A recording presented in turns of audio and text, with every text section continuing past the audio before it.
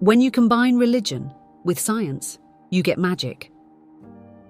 The cultist often referred to the universe in terms of layers or dimensions, often called worlds or spheres similar to those who live in high-rise buildings. We too live with beings who exist above and below us, and like those high-rise dwellers, we too are both separated and yet affected by the comings and goings of our neighbours. The number of layers contained in the universe differs from one occult tradition to another. But in modern Western magic, it is typically the Hebrew Kabbalah and the dividing lines that it defines which are most relied upon. The Kabbalah is a series of ancient Jewish texts that define the nature of reality, the number of universes and the rulers of those universes in the Kabbalah. The universe is divided into 10 parts, each called Sephirah, and these 10 Sephirah are further divided into 4 worlds and constitute separate universes, each containing its own ruler and inhabitants. 4 worlds in which the 10 Sephirah are divided into are Atziluth, the divine world of archetypal ideas; Briah, the creative world of the archangels; Yetzirah, the astral world of angels and demons; Asiya, the material world. In the Kabbalah and occult in general, the universe is seen as a series of layers where energy originating from the top cascades downwards, becoming increasingly solid. Each layer represents a slightly more solid reflection of the contents of the layers above. Since this energy is constantly flowing down through the worlds, any alteration occurring above will trickle down to the lower levels. It's curious that modern-day scientists, the self-proclaimed string theorists, are coming to the exact same conclusion as the ancient Kabbalah did: a 10-dimensional universe. Another system which is equally common and probably more friendly to the human mind is the breaking up of the universe into 5 layers. The first layer, spirit, represents the mind of God and is composed of pure energy. The layer below the mental universe represents a series of concepts and identities. Objects in the mental world do not respect time and space, but instead represent timeless identities. And one of these identities is the entity you call you or your soul. The mental world is no more than a collection of concepts and thoughts. Things like rocks and trees do not exist on the mental plane, only the idea or concepts of a rock and the concept of a tree. Another plane. And perhaps most crucial to the magician is the astral world. The astral world, unlike the mental world, is subject to a sense of space and time. The fourth of the worlds is the etheric. This world, sometimes used interchangeably with the astral world, is the universe that provides the foundation for the material plane.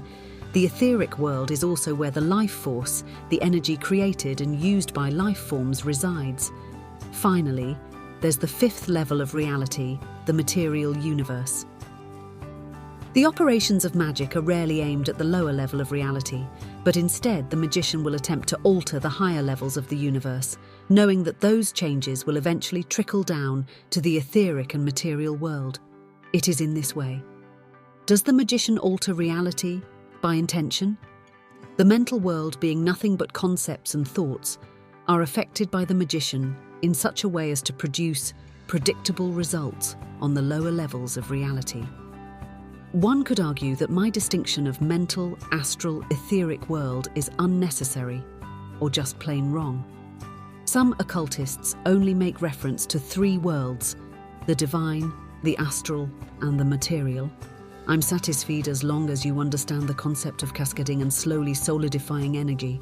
But in truth, there's nothing slow about it. The objects in the separate worlds are copies of each other tethered together by a rope. They respond instantly to changes in the others, as above, so below. Every individual has a copy of themselves on each of the 5 planes. These 5 copies of the self are not united, however, but instead divided into 3 pieces by 2 large gaps. The first gap is often referred to as the veil, and this veil not only divides the astral plane into 2 parts, it also divides the material body called the lower self from that person's guardian angel. Between the astral and the mental planes lies the second deep gap. This gulf is often called the abyss. The abyss is what separates a person from their higher self, often called their higher genius. The higher self is nothing more than copies of an individual which reside in the planes above and represent each person's connection to God. Further, The way the total universe is divided is also up for grabs. Some in the occult speak of 7 heavens, 7 hells, the astral and material planes. Others speak of only 4 partitions of the universe: the abyss, the heavens, the astral and the earth. Others still speak of 4 partitions: the infernal heaven, the astral and the material. The cross-sections that occultists have divided the universe differs, but there is general agreement regarding the function and nature of the separate worlds. The concepts of heaven and hell are usually thought of as exclusively Christian, but this is far from the truth. Every religion and mythology out there makes reference to the heavens, the earth, and the underworld. In regards to the heavens, it is often described as an extra dimension that does indeed have some semblance of space and time. Satan and the angels, for instance, are spoke of as approaching the throne of God as if there was a way to be in heaven but not in the presence of the throne. This is important because it describes a lack of unity, where, like in our material world, objects can be closer or farther from other objects.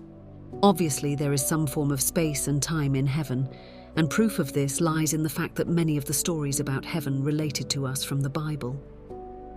Occult and numerous mythologies include sequences of events and entities and objects both near and far.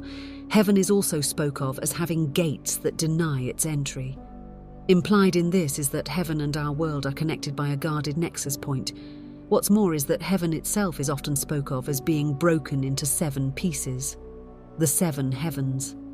Each level of the heavens is ruled by an archangel, and in some cases these heavens have been mistaken for earthly locations. For example, I've heard of cultists, texts of the Christian Apocrypha, and Muslims speak of the Garden of Eden as a location that resides in the 3rd heaven as opposed to a terrestrial location. Then there is hell, sometimes called the abyss, the cliff of the averse or causal realms. Similar to how the heavens are broken into 7 pieces, hell is also considered to exist as separate worlds, and like the heavens, each partition has its own ruler. But unlike the material and heavenly realms, the 7 hells do not obey the strict laws of space and time that we are familiar with. These infernal realms are spoke of as places where chaos reigns in the infernal places. The spatial dimensions are not perfectly straight and do not exist as perfect 90-degree angles here. The X, Y, Z and time dimensions are curved and warped. If someone were to directly gaze upon the beings that exist in the infernal realms, they may be struck with an ache in the mind, because their very shape is unnatural to our senses. Around the world, in many schools of thought, one will find the underworld divided into 2 realms. The first is Hades, which is the land of the dead, and then there's hell, or Gehinnom.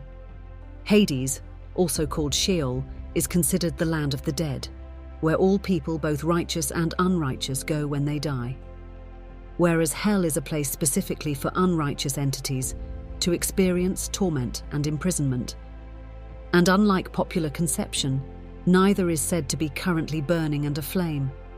In the Bible, for instance, it is stated that only after all beings are judged, Judgment Day, both hell and Hades will then be cast into the lake of fire, and all those, quote-unquote, unsaved, will undergo a second death and remain forever tormented in the lake of fire. Currently, however, members of the occult and the Bible as well speak of both places as being timeless, limitless, cold, and chaotic. Cultists often tend to get a kick out of the way. The average person interprets their dreams, and rightfully so. To the average person taken up by the faulty commentary of men like Freud and Jung, a dream is a completely subjective world, existing only in the mind of the dreamer and not even existing there.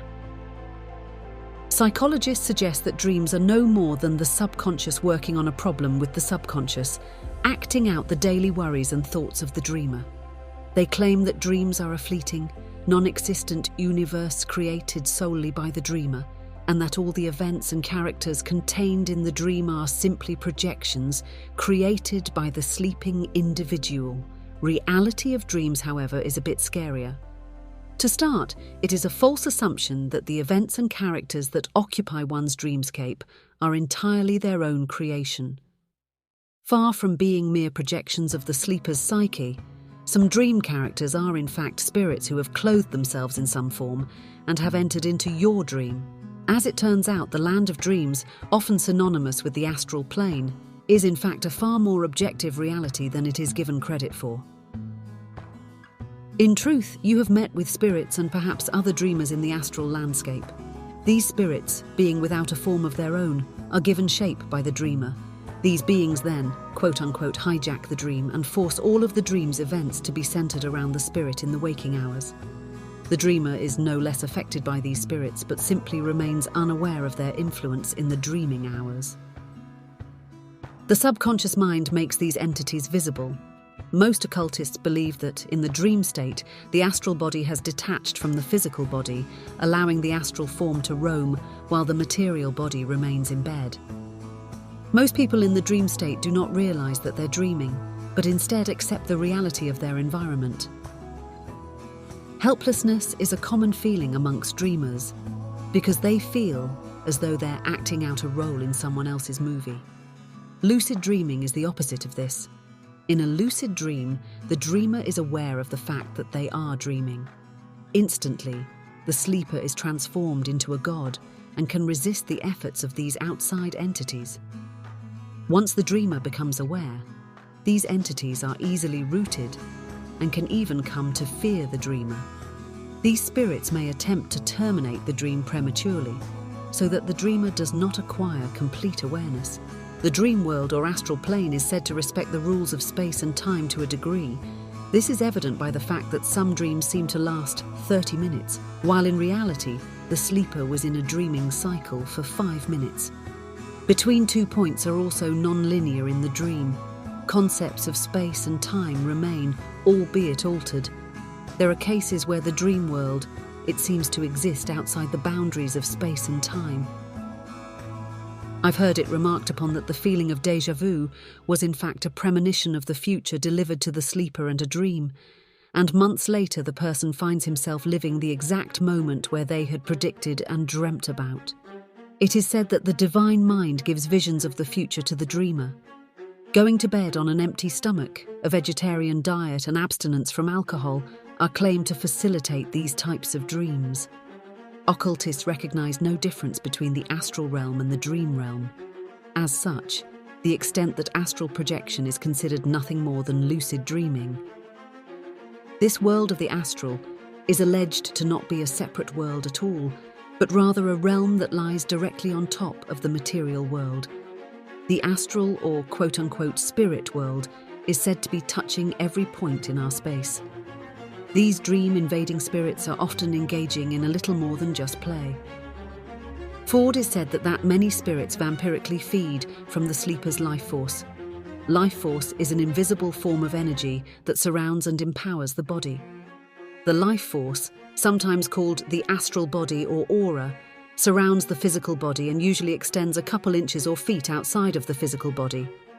A human void of life force is dead, regardless of the biological health of the person. During the night, especially while dreaming, the body converts food into life force and replenishes the body. But in truth, the process of creation and depletion is happening at all times.